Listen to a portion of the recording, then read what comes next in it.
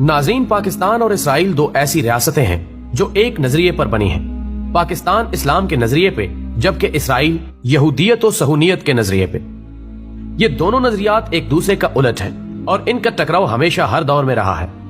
अब यहाँ सवाल ये उठता है कि आखिर इसराइल को ऐसी भी क्या आफत आन पड़ी थी कि सारी दुनिया को छोड़कर इसराइल पाकिस्तान से ही खुद को क्यों तस्लीम करवाना चाहता था। ये बहुत ही आम सवालात हैं। ख्वातीनो हजरात, पाकिस्तान बनने के चंद साल बाद इसराइल के वज़ीर आज़म ने इसराइली कौम को मुखातिब करके कहा था कि तुम्हें अरबों से कोई खतरा नहीं, तुम्हें खतरा सिर्फ पाकिस्तान से है। पाकिस्तान के वजूद को मिटाना होगा। यहाँ सोचने की बात यह है कि आखिर उस वक्त एक गरीब और परेशानियों और मसाइल से घिरे लुटे पटे एक मुल्क से किसी को क्या खतरा हो सकता था। उस वक्त पाकिस्तान के पास कोई इतने जदीद हथियार भी नहीं थे, ना ही एटम बम का तस्वुर था।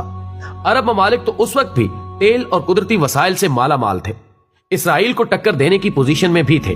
लेकिन इसराइल की कमाल चलाकी से उनकी हुक्मरानी में अयाशी और फहाशी का ऐसा जहर सिरायत कराया कि वो इसराइल के खिलाफ बोलना भी बकवास समझने लगे। उन्हें यहूदी और बैरूनी कंपनियों और सरमायाकारी के जरिए दौलत की रेल पेल में लगा दिया गया।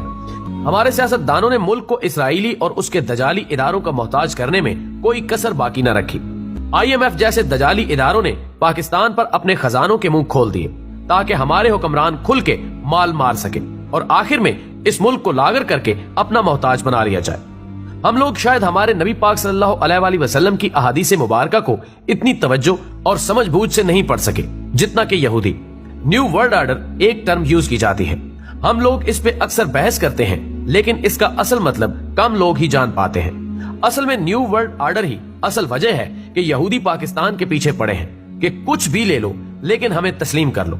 न्यू वर्ल्ड ऑर्डर एक ऐसा नजरिया है जो कि एक मजहब है जिसमें सिर्फ दजाल की हाकमियत है और यहूदी जो चाहे वही होगा। इस न्यू वर्ल्ड ऑर्डर के तहत दुनिया के हर मुल्क को उसके ताबे होना होगा और दुनिया के हर मुल्क को अपने आईन, अपने मजहब से दस्तबरदार होना होगा। सारी दुनिया का बस एक ही मजहब पे इत्तेफाक होगा, बदले में दुनिया जहान के खजाने आपके कदमों में होंगे और वही कुछ होगा जो दजाल और उसके चेलों की मर्जी होगी। अब सवाल यह है कि पाकिस्तान के लिए इसराइल को तस्लीम करना क्यों नामुमकिन है।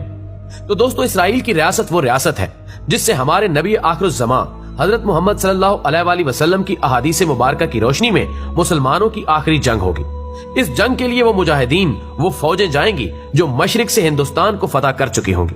यहाँ से ये फौजें हजरत ईसा अलैहिस्सलाम की मदद के लिए रवाना होंगी। हदीस पाक का मफहूम कुछ इस तरह से है कि उनके पास बेहतरीन हथियार होंगे और उनके शहसवारों की भी तारीफ फरमाई गई है। मशरिक में बेहतरीन हथियारों और बेहतरीन अफवाज वाला मुसलमान मुल्क कौन सा है बताने की जरूरत नहीं है।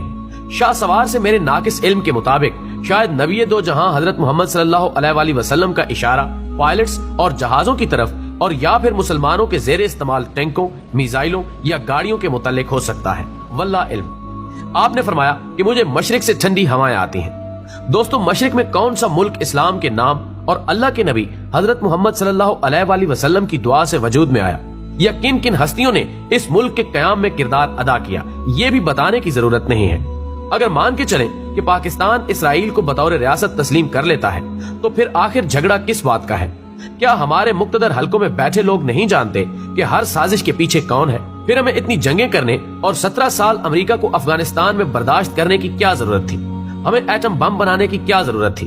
फिर क्या जरूरत थी हमें मुकद्दस मकामात की हिफाजत की कसम लेने की? क्या जरूरत थी इतनी फौज की? ये सारी दुनिया तितर बितर हो जाएगी।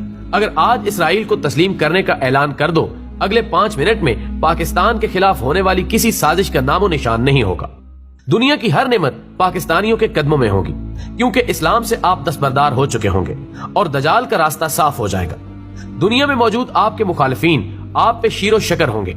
अगर पाकिस्तान इसराइल को तस्लीम करता है तो यहूदी न्यू वर्ल्ड ऑर्डर में कामयाब हो जाएंगे। सिर्फ पाकिस्तान ही वो वाहिद इस्लामिक मुल्क है जो इनकी कारिस्तानियों को तस्लीम नहीं करता। अगर वो भी इन्हें तस्लीम कर ले तो पीछे बचा ही क्या।